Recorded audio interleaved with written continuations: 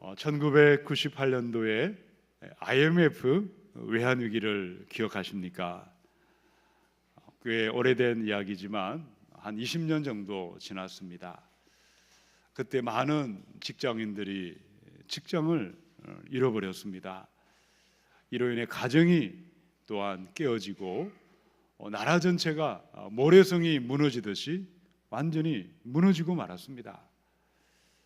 그런데 이미 IMF가 발생하기 전에 여러 경고등이 켜져 있었고 징조들이 나타났습니다. 많은 가정들은 감당하지 못한 부채를 안고 있었습니다. 기업들은 방만한 경영을 했고 과잉 투자를 두려워하지 않았습니다. 정부 당국은 금융정책의 실패를 거듭하다가 대형 외환위기가 왔습니다. 아직도 그 후유증이 이 땅에는 고스란히 남아 있습니다. 그리고 10년이 지났던 2008년도에 미국에서 서브프라임 모기지 사태가 발생을 했습니다. 많은 사람들이 저금리 시대에 빚을 내서 부동산을 장만했는데 이 부동산에 바로 버블이 거품이 꺼지기 시작하자 금리는 가파르게 올라갔습니다. 집을 팔아도 빚을 갚지 못하는 대규모 경제 위기가 전 세계로 퍼져갔던 것입니다. 그때도 여러 징조들이 있었습니다. IT 버블이 붕괴되기 시작했죠. 9.11 테러가 있었고 아프간에서 이라크에서 전쟁이 있었습니다. 여러 징조들이 쌓이고 쌓여서 때가 되어 대형 위기가 발생했습니다. 또 그리고 만 10년이 지난 2018년을 보내고 있습니다. 이 땅에 어디를 보아도 희망이 보이지 않습니다. 많은 사람들이 고통하고 있습니다. 청년들은 대학을 졸업해도 취업의 문이 열리지 않습니다. 정치와 경제와 사회와 문화와 곳곳마다 탄식 소리가 가득 차 있고 또다시 위기의 징조들이 나타나기 시작했습니다. 자, 그럼에도 세상의 소금이요 빛이요 세상의 소망이 되어야 될 교회마저 어둠의 그림자들이 짙게 드리워져 있습니다. 세상은 목자 없는 양과 같이 고통하고 방황하고 있는데 그 중심에 교회가 서 있는 것입니다. 대형 교회는 세습 문제로 세상의 지탄을 받고 있습니다. 동성애의 물결과 타락한 성윤리로 인해서 교회들이 흔들거리고 있습니다. 오늘 읽었던 마가복음 6장에 예수님 당시에 이스라엘의 그 모습이 목자 없이 방황하던 그 모습을 닮아 있었습니다. 정치 지도자가 없지 않았습니다. 종교 지도자가 없는 것이 아니었습니다. 지도자는 많았지만 정직한 지도자가 없었습니다. 선한 목자의 마음을 가진 지도자가 없었기에 수많은 백성은 탄식하고 고통했습니다. 그런데 그 캄캄한 땅에 한 줄기 빛이 비추기 시작했습니다. 예수 그리스도로 말미암아 절망과 죽음의 땅에 생명의 새바람이 불어왔습니다. 오병이어의 위대한 기적이 나타났습니다. 도대체 어떤 일이 있었을까요? 누가 그 기적에 쓰임 받았습니까? 오늘의 말씀을 들으시고 이 말씀 그대로 순종하셔서 우리 한 사람 한 사람이 이 고통과 어둠이 가득한 땅에 기적의 마중물이 되시고 기적의 불씨가 되어서 방황하는 사람들 그들을 생명과 평화로 인도하며 위대한 만왕의 왕이신 예수님을 만나게 하는 위대한 생명 살리는 사람들로 일어나 나아가시기를 축원합니다. 목자 없는 양들처럼 방황하는 세상에 희망과 소망을 가져올 사람, 생명과 평화의 왕이신 우리 주님을 드높일 사람들은 어떤 사람들이었습니까? 우리 첫 번째 30절의 말씀을 읽어 보겠습니다. 시작. 사도들이 예수께 모여 자기들이 행한 것과 가르친 것을 낱낱이 고하니. 우리 예수님의 파송을 받은 제자들이 사역을 마치고 예수님께로 돌아왔습니다. 그들의 사역과 가르침에 대해서 흥분된 마음을 감추지 못하고 낱낱이 고했습니다. 예수님, 우리가 회개하라 복음을 전했더니만 많은 귀신이 쫓겨났고 많은 병자가 고침받았습니다. 자, 그때 예수님께서 무엇이라고 말씀했습니까? 그것이 바로 31절이었죠. 31절을 읽어보십시다. 시작. 이르시되 너희는 따로 한적한 곳에 가서 잠깐 쉬어라 하시니 이는 오고 가는 사람이 많아 음식 먹을 겨를도 없습니다. 예수님은 제자들을 바라보시고 너는 어떤 일을 했느냐? 그러면 너는 어떤 일을 했느냐? 서로 비교하지 않았습니다. 곧장 다시 가서 또 일을 하라고 독촉하지도 아니하시고 몰아붙이지도 아니했습니다. 어떠하셨습니까? 그래, 참 수고가 많았다. 이제 따로 한적한 곳에 물러나서 잠시 쉬도록 하여라. 우리 예수님은 자비로우시고 은혜로우십니다. 인자하심이 무한하신 사랑의 하나님이십니다. 사랑 많으신 예수님은 제자들을 인정해 주었습니다. 그들을 격려해 주셨습니다. 예수님의 그 넘치는 사랑으로 그들을 인정하고 격려해 주고 안식하도록 배려해 주셨기에 그 주님의 사랑이 그들로 하여금 세상의 희망이 되고 소망이 되는 삶으로 생명과 평강의 사람들로 나타나도록 만드신 것입니다. 고린도전서 13장 4절에 사랑은 오래 참고 사랑은 온유하며. 여러분, 예수님의 사랑은 어떠합니까? 오래 참는 사랑이고 그 오래 참는 것은 사람들을 향해서 온유함으로 나타나게 되어 있습니다. 자, 온유하다는 말의 뜻은 무엇일까요? 친절하다, 상대방을 소중하게 여기다, 사람들을 따스하게 대하고 자상하게 대하고 인자하게 대한다, 그 뜻입니다. 예수님을 닮은 그리스도인이라면 언제든지 상대방을 온유함으로 대하는 것입니다. 온유함으로 사람들을 인정해주고 격려해주고 친절함으로 그들을 배려하는 것입니다. 여러분, 누구든지 나를 인정해주는 사람, 나를 격려해주는 사람, 나를 참으로 위로해주는 온유한 마음을 가진 사랑의 사람을 만나게 되면 절망이 와도 낙심하지 않습니다. 고통이 와도 우리는 희망을 가지는 것입니다. 다시금 일어날 수 있고 생명과 평강으로 인도함을 받게 하십니다. 이 시간 우리 가운데 예수님을 알고 있지만, 예수님을 믿고 있지만 차갑고 냉랭한 마음으로 예수님의 마음, 온유하고 따스한 그 사랑의 마음을 잊어버린 분들은 없으십니까? 예수님의 사랑, 친절함과 배려함과 자상한 그 사랑이 우리 안에 나타나야 하겠습니다. 우리 안에 자라나야 하겠습니다. 그리하여 소망 없는 세상, 목자 없는 양처럼 방황하는 수많은 사람들의 희망이 되고 소망이 되며 생명과 평강으로 인도하는, 예수님만을 높여드리는 축복의 사람, 생명 살리는 사람들로 나타나야 하겠습니다.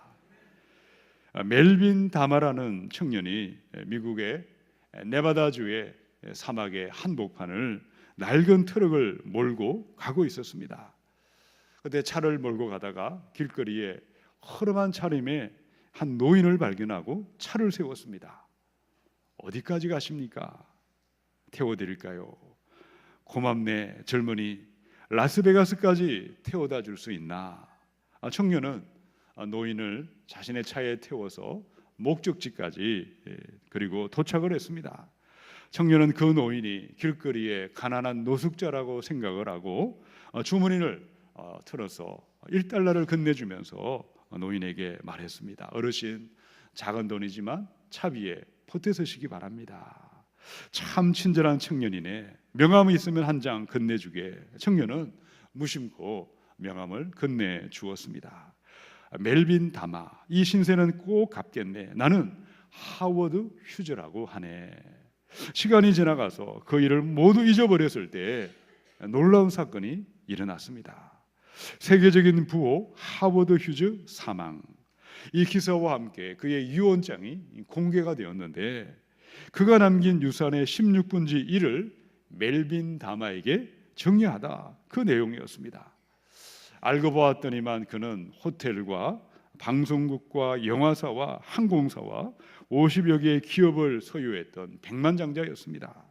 유언장은 이렇게 기록되어 있었습니다. 멜빈 다마는 하워드 휴즈가 평생을 살면서 만나보았던 가장 친절한 사람이었다. 그의 유산의 총액은 25억 달러였다고 합니다. 16분지 1, 1억 5천만 불, 1,800억 원의 막대한 유산이 멜빈 다마에게 돌아왔습니다. 이유가 무엇이었습니까? 오른손이 모르게 왼손이 모르게 지나가는 노인에게 작은 친절을 베푼 사랑 때문이었습니다. 마태복음의 10장 42절, 또 누구든지 제자의 이름으로 이 작은 자 중 하나에게 냉수 한 그릇이라도 주는 자는 내가 진실로 너희에게 이르노니 그 사람이 결단코 상을 잃지 아니하리라. 이러면 세상을 바꾸는 것은 무엇입니까? 돈에 있지 않습니다. 권력에 있지 않습니다. 힘에 있지 않습니다. 예수님의 이름으로 친절하고 따스한 사랑을 베푸는 것입니다. 배려심 많은 사랑을 실천할 때 얼어붙은 사람들의 마음이 감동으로 녹아지게 하십니다. 원수 같은 사람들을 화평케 하고 친구로 만드는 기적과 능력이 나타나는 것입니다. 우리 예수님은 사랑의 하나님이십니다.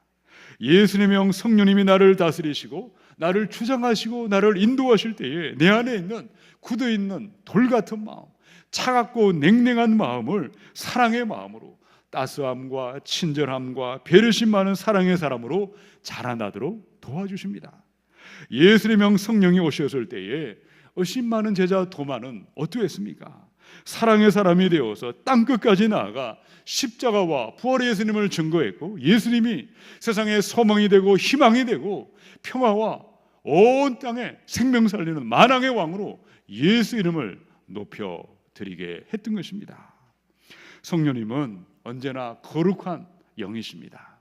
예수의 보혈을 의지하여 참되게 회개한 사람, 거룩과 성결의 사람들에게 함께 하십니다. 그들에게 날마다 사랑의 마음을 부어주시고 사랑의 영을 충만하게 하셔서 온 땅을 친절함과 따스함과 배려함의 사랑으로 세상을 바꾸어 가도록 역사하십니다.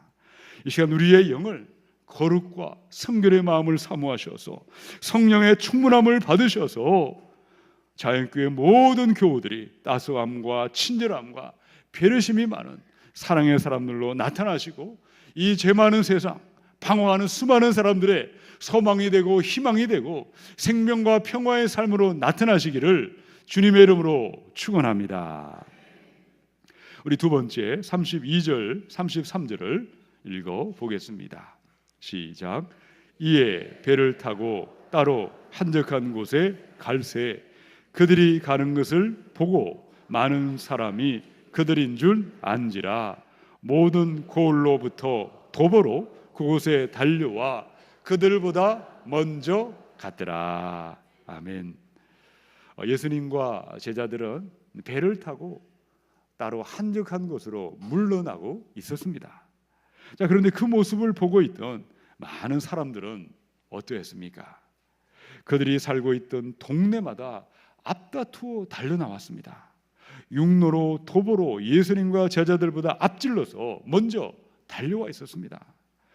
본문의 광경을 묵상하다가 자연교회의 모습이 이런 모습이 되었으면 그런 마음을 소망했습니다. 예수님 당시에 수많은 사람들이 예수님의 소문을 들었습니다. 그 좋은 소문을 듣고 앞다투어 예수께로 달려나왔습니다. 마찬가지로 이 자양동과 광진구와 서울시에 있는 많은 사람들이 이 자연교회의 선한 소문, 예수님이 영광을 받으시는 그 소문을, 생명과 평화가 넘쳐나는 이 좋은 소문을 듣고 교회로 몰려들게 하소서 기도했습니다. 실제로 우리 교회 안에 선하고 좋은 소문들이 나타나기 시작했습니다. 우리 교회 안에는 젊은 부부들이 모이는 모임이 있습니다. 아름다운 가정을 세운다 해서 아가새라고 모임을 시작했습니다. 제가 부임하기 전에는 그런 모임이 없었는데 아가새가 생기고 나서 벌써 100여 명이 넘는 지체들이 이 모임에 참여하고 있고, 지난 1월부터 5월까지 5개월 동안 12가정이 등록을 했는데 11가정이 정착을 했습니다. 그 모임에 가서 함께 식사 교제를 한 적이 있는데 한 분이 이런 말씀을 하셨습니다. 교회를 홈페이지를 뒤지고 교회를 찾아보고 나서 이 교회에 등록하게 되었습니다. 이 좋은 소문을 듣고 교회에 오게 되었다고 말씀을 한 것입니다. 앞으로 자연교회 안에 더 좋은 소문이, 더 선한 소문이 더 많이 나타나고 계속해서 풍성하게 나타나기를 소망합니다. 자, 오늘 아침에 본문을 보니까 가버나움과 갈릴리와 인근에 있던 수많은 사람들에게 어떻게 해서 예수님의 선한 소문이, 그 좋은 소문이 점점 풍성하게 나타났고 계속해서 나타났습니까? 소망 없던 세상, 목적 없이 방황하던 수많은 사람들에게 예수님이 세상의 희망이 되고 소망이 되고 생명과 평화의 하나님으로 나타나게 한 이유는 어디에 있었습니까? 저를 따라서 선포하겠습니다. 사랑의 마음으로 품고 관용하겠습니다. 예수님 당시에 그때 오늘 본문의 광경을 한번 상상해 보시기 바랍니다. 예수님과 제자들은 안식과 휴식이 필요했습니다. 더 힘차게 일하려면, 더 능동적으로 일하려면 우리 몸이 기계가 아닌 이상 쉼과 휴식이 필요했습니다. 자, 그리해서 예수님과 제자들은 따로 한적한 곳으로 물러나 있었고 휴식이 필요했는데 사람들은 어땠을까요? 오늘 33절을 공동 번역은 이렇게 번역했습니다. 그런데 사람들은 그 일행이 떠나는 것을 보고 그들이 예수의 일행이라는 것을 알고는 여러 동네에서 모두 달려나와 육로로 해서 그들을 앞질러 그곳에 갔더라. 예수님과 제자들은 안식과 휴식이 필요했습니다. 그런데 사람들은 악착같이 달려들었다는 거죠. 상대방의 형편을 배려하지 않고 무리하게 달려왔습니다. 그런데 주님은 그들을 귀찮아하지 아니했습니다. 성가시게 생각하지 아니하고 그들을 물리치지 아니했습니다. 어떠하셨습니까? 사랑의 마음을 가지고 고단하고 지쳐있던 사람들을 품어주셨습니다. 관대한 마음, 관용함의 마음으로 그들을 다 받아주셨다는 것입니다. 빌립보서 4장 5절, 너희 관용을 모든 사람에게 알게 하라. 주께서 가까우시니라. 그럼 예수님의 사랑은 관용함에 있습니다. 목주 없는 양들처럼 고통하고 방황하는 무리들을 물리치시거나 외면하시거나 성가시다고 여기지 않았습니다. 그들을 사랑으로 받아주셨고 사랑으로 품어주셨고 관용함으로 그들을 용납하셨습니다. 우리 예수님은 3번씩이나 나 예수를 모른다고 부인하고 욕하며 저주까지 했던 베드로를 책망하지 아니했습니다. 배신했던 베드로를 다시금 기다려주셨고 품어주셨고 관대함으로 용납함으로 말미암아, 그로 말미암아 예수님이 이 땅에 소망이 되고 희망이 되게 했고 생명과 평화의 하나님 되심을 온 만방에 나타나도록 역사하셨습니다. 이 시간 저와 여러분이 예수님을 예배하고 경배하는 예배의 자리, 이 믿음의 자리에 어떻게 나오게 되었습니까? 내가 바르게 살아서, 착하게 살아서, 믿음으로 살아서 오늘 이 자리에 계신 분들은 한 사람도 없습니다. 지난날 우리는 허물 많은 사람들이었습니다. 실수와 상처가 많았고 연약하고 넘어짐이 많은 사람들이었습니다. 그럼에도 사랑의 하나님 예수님은 저와 여러분을 책망하지 아니하셨습니다. 꾸중하지 아니하시고 정죄하지 아니하시고 물리치지 아니했습니다. 허물 많은 죄인을 한이 없는 사랑으로 받아주시고 품어주시고 기다려주셨습니다. 관대함과 관용함으로 품어주신 주님의 사랑 때문에 지금도 우리는 그 은혜로 의하여 하나님을 예배하고 있고 살아 숨쉬고 있습니다. 이 시간 예수님의 사랑, 품어주시고 관대함으로 받아주신, 용납하신 그 사랑을 기억하십시다. 우리 주변에 나를 힘들게 하는 누군가가 있을 것입니다. 내 마음을 아프게 하고 상처 주는 그 사람이 있다면 주님이 나를 용납하시고 품어주시고 기다려주신 그 사랑을 기억하시고 그 사람들을 사랑으로 품어주고 관용함으로 말미암아 고통하는 이 세상에 생명과 평화의 왕이신 예수님만을 높여드리시기를 주님의 이름으로 축원합니다.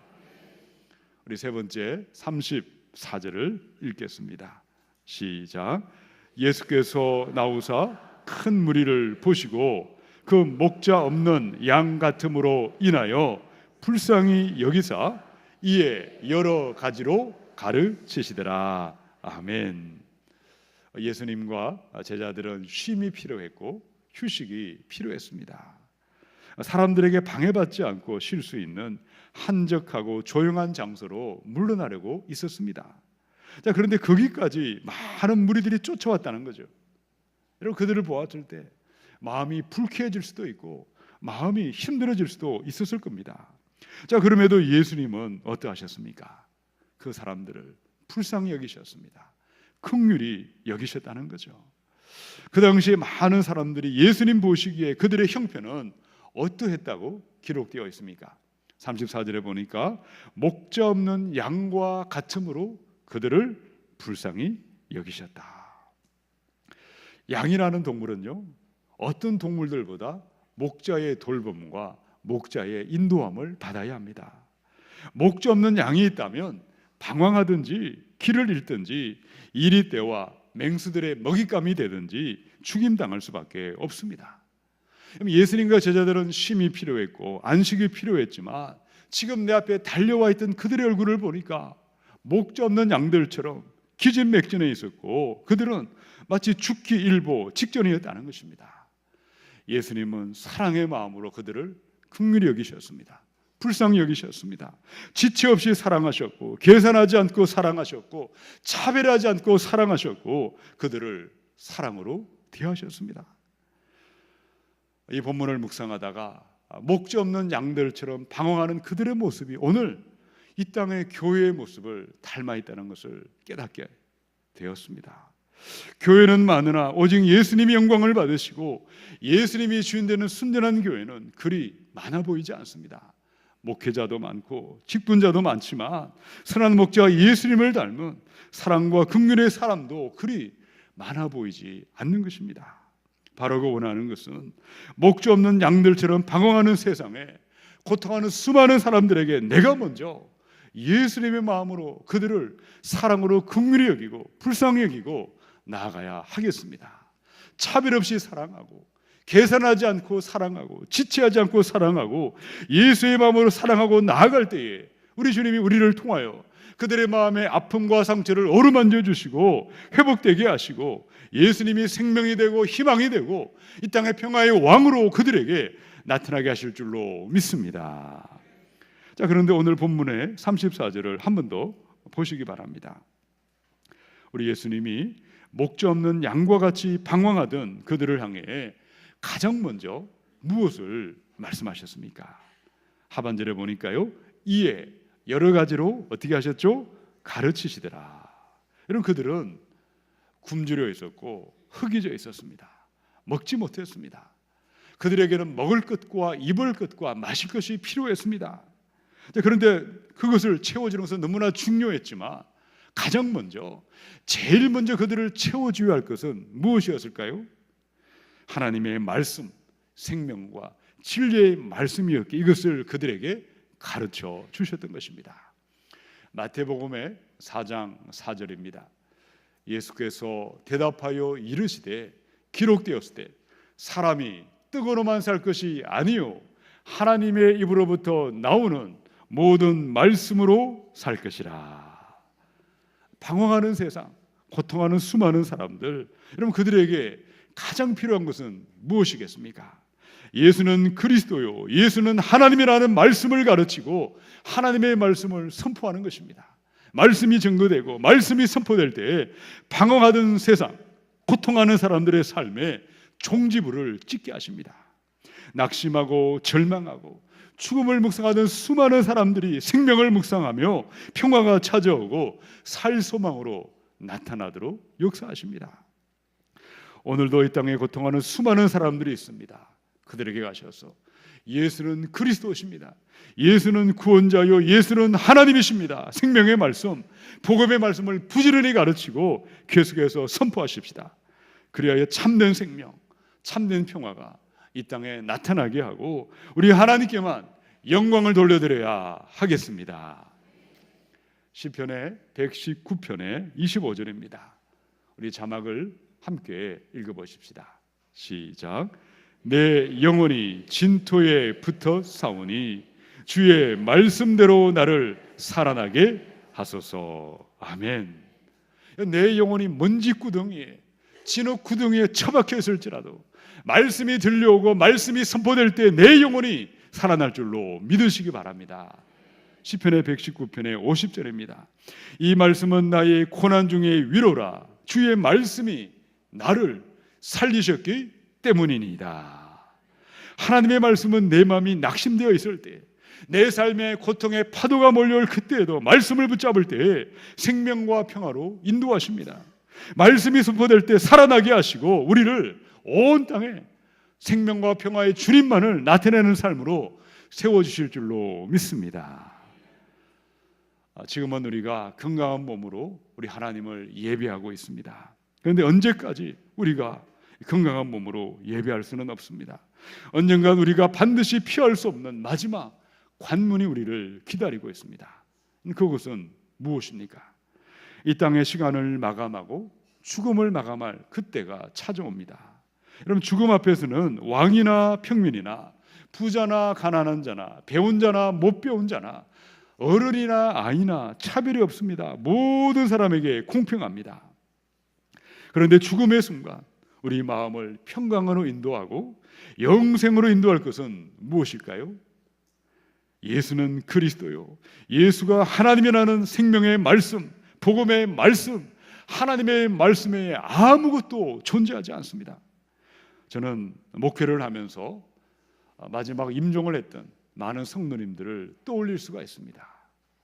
어떤 성도님들은 오랫동안 교회를 다니셨고 예수님을 믿고 계셨지만 죽음 앞에서 위로받지 못하고 평안을 누리지 못하고 두려움으로 이 땅을 떠나는 모습도 기억하고 있습니다.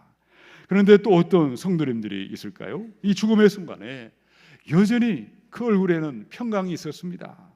그 영혼은 영생의 믿음으로 담대했습니다. 그러면 그 차이는 어디에 있습니까? 죽음의 순간 돈이 있으면 될까요? 물질이 많이 있으면 죽는 그 자리에 평안히 죽을 수 있을까요? 내가 임종할 그때에 사랑하는 가족들이 있고 친구가 있다고 해서 위안을 받을 수 있지만 그 위안은 영원하지 않습니다. 제가 아는 한 권사님은 마지막 죽음 앞에서 마지막까지 하나님의 말씀을 중얼거리고 하나님의 말씀을 붙들고 이 땅을 떠나셨습니다. 두려워 말라, 내가 너와 함께함이니라. 내가 너와 함께하여 너를 구속하였고 내가 너를 지명하여 불른다니 너는 내 것이라. 물이 지날지라도 물이 너를 침몰치 못할 것이고 불꽃이 너를 사라지 못하리라. 마지막까지 말씀을 붙들고 나아갔을 때 죽음 앞에서도 참된 평화를 누리셨고 영원한 생명으로 인도하셨고 두려움을 넘어서도록 하셨던 것입니다. 사랑하는 성도 여러분, 예수는 그리스도요, 예수는 하나님이십니다. 말씀이 육신이 되어 우리 가운데 오신 하나님이신 예수님, 예수의 말씀을 붙드시고 예수의 말씀으로 내 영혼을 채우셔서 생명과 평안을 누리시고 소망 없는 세상에 예수가 소망이 되심을 온 땅에 전하며 선포하며 나아가셔야 하겠습니다. 그리하여 목적없이 방황하는 세상, 우리 주님만을 높여드리는 영광의 삶을 향하여 함께 일어나 나아가시기를 주님의 이름으로 축원합니다. 함께 기도하겠습니다.